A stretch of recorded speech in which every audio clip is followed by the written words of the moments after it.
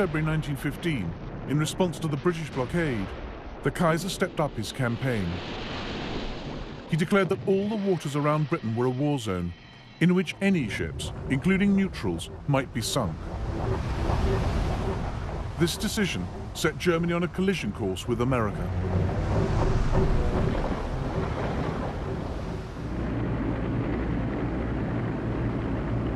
The pride of the Cunard Line, the Lusitania, was the largest, most luxurious liner in the world. She could carry over 2,000 passengers. There was a ragtime dance written in her honor.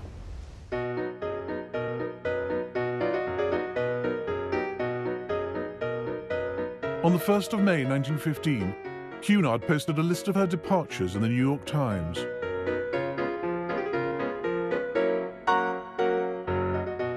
Next to it was an advertisement placed by the German ambassador. Those sailing to Britain, it said, did so at their own risk.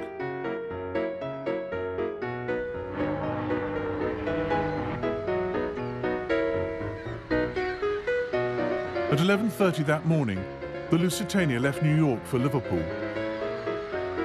Her captain made light of the submarine threat. It's the best joke I've heard in many days. This talk of torpedoing the Lusitania.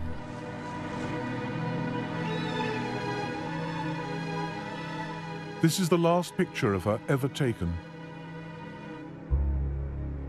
The Lusitania sighted the Irish coast on the 7th of May. The lighthouse on the old Head of Kinsale was traditionally used by ships on the Atlantic run to get their bearings.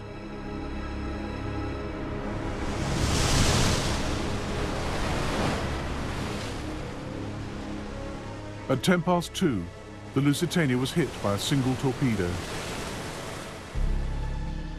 As I watched, one funnel went, then the other, until the ship had gone and the sea was calm. And all you could see was bodies and wreckage of furniture, and everything that had been in the ship, floating in the water. My husband and I got into a lifeboat, the ropes of which jammed and had to be cut. Since when I have not seen or heard of my husband. I've lost all I ever possessed, and my dead boys, ages 11 years and 8.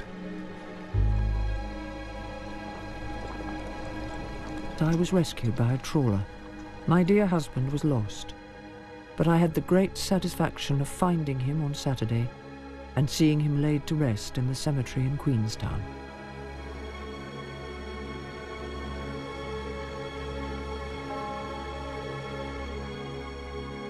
Police reports were sent to relatives to identify the bodies.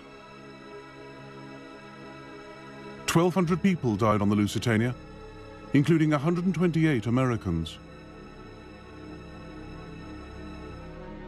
At the battlefronts in Europe, tens of thousands were dying every day, but the fate of the great Cunard liner overshadowed them.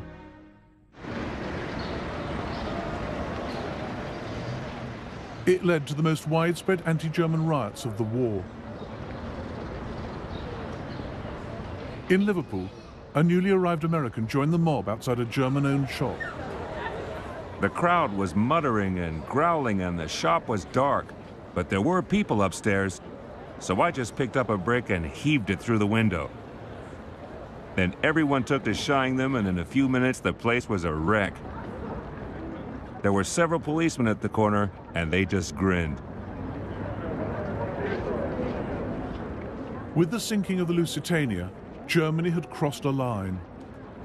The whole world hates us because we are conducting the war in such a brutal manner, and the brutality is increasing. I was at a party when the report of the torpedoing of the Lusitania arrived. I saw 2 officers' wives who, mad with joy, started to dance about the room. Don't forget, I said, that there were also women and children aboard. That doesn't matter, they said, and danced on. The more who go to the bottom, the better.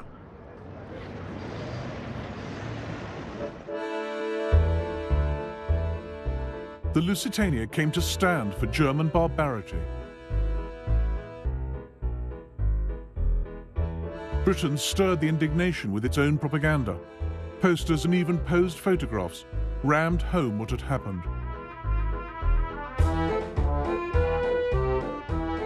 the German embassy in Washington received bomb threats. President Woodrow Wilson himself began to see Germany as the mad dog of the world. In God's name, how could any nation calling itself civilized do so horrible a thing?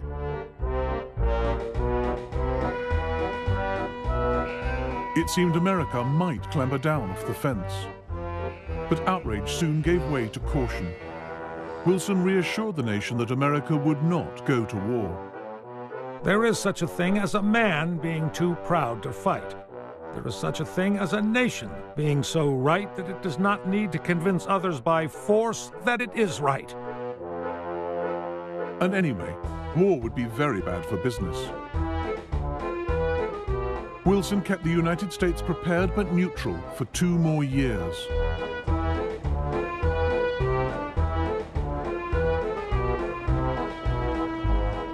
The sinking of the Lusitania was terrible, but that didn't seem reason enough to throw away more lives and profits by joining in a distant war.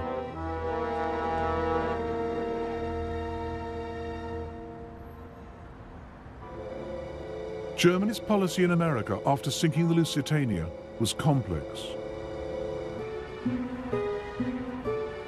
She kept her U-boats in check, but not her spies. In 1916, German agents blew up Black Tom Island, a loading depot in New York Harbor.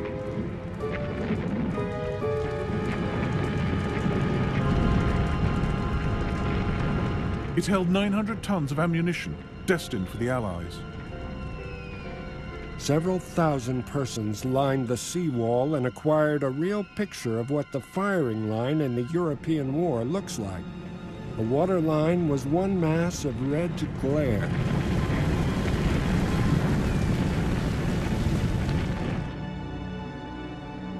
The explosions were so strong, they were felt in Philadelphia, 90 miles away. German agents slipped bombs onto ships in American ports.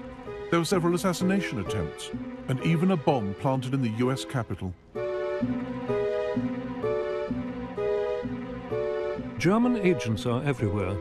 Extraordinary measures of precaution have now become necessary in all the arms factories, at the docks and on board vessels, even vessels of the United States Navy.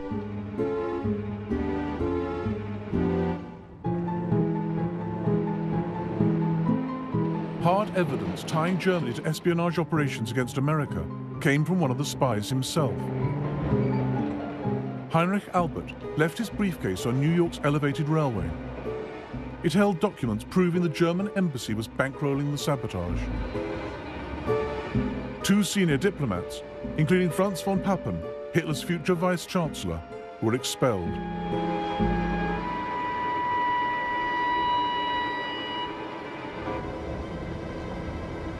But nothing got in the way of business on the New York Stock Exchange. When Germany won a battle, Allied stocks fell. When Britain won, her shares rose. American investors were betting on the war. For British Cabinet Minister David Lloyd George, there was a direct connection between battle and bank. Success means credit. Financiers never hesitate to lend to a prosperous concern. France and Russia paid for the war by borrowing from Britain. Britain, in turn, raised money on the American stock market through her Wall Street bankers, J.P. Morgan. It was spent buying American armaments, American supplies. Of all the money raised in America to pay for the war, 99% went to Britain and the Allies. It was something that made many Germans wonder just how neutral America really was. 30th of January 1916. In financial circles, it is openly said that England has won the war already, and every day that it goes on after March can only make the ruin of Germany completer, no matter what her military successes may be. America lent so much that by the end of 1916, the central bank warned that people were betting too heavily on Britain. If the Allies lost, they might never get their money back. The mere thought that American cash might be backing the wrong side wiped $1 billion off Allied stocks in a week. Germany's generals felt the odds were stacking up against them. They grew impatient at hesitant politicians tying their hands. In view of the military situation, we must lose no time in adopting the measure of torpedoing armed enemy merchantmen without notice.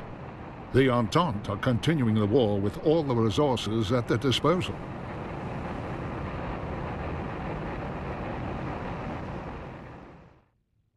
Our ambassador prophesies war with America if we persist in our intention of torpedoing armed merchantmen without warning. The Kaiser wrote in the margin of the report, "I do not care." The Kaiser didn't care because of some key German calculations. His generals gambled that if America joined the Allies, she would not have a decisive impact on the fighting in Europe until 1919. Long before then, the U-boat campaign would have brought Britain and France to their knees.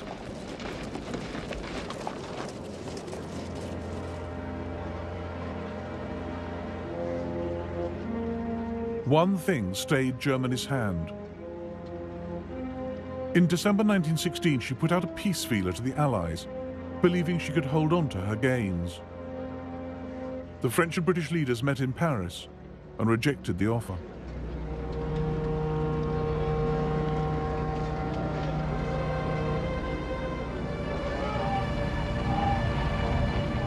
Germany now staked everything on a new submarine campaign. U-boats would sink all ships on sight without warning. February the 2nd is a special and uplifting day for us Germans, the beginning of the all-out submarine war. We're all holding our breaths and hoping that with this radical medicine, we will finally cure England of her arrogance and secure a quick peace, the terms of which we will dictate. In April 1917, Germany sunk over 800,000 tons, causing panic at the British Admiralty. But Germany didn't have enough U-boats to sustain the success, and Allied ships were getting better at protecting themselves. Merchant ships now travelled not singly, but in convoy, with more destroyers to protect them. Airships and aeroplanes scouted overhead, looking for the telltale signs of submarines lying in wait. 63 U-boats were sunk in 1917, 3 times the losses of the previous year.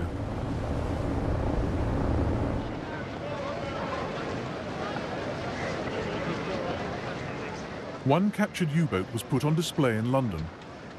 13,000 people paid to view it on the first day. Its German sailors couldn't believe the contrast between the Allied home front and their own. We remained in Dover for 2.5 days, and we were plentifully supplied with food, drink and smokes, for you notice nothing of the war here. There are no wooden soles or bicycles with wooden tyres, and the butcher's shops have rows and rows of pigs hanging up. There is no prospect of starving England. I am glad, for the war is over for me. The second U-boat campaign was a double failure. It didn't deliver militarily. German submarines could not sink enough Allied ships to make a difference. And it was a diplomatic disaster, pushing America to the very brink of war.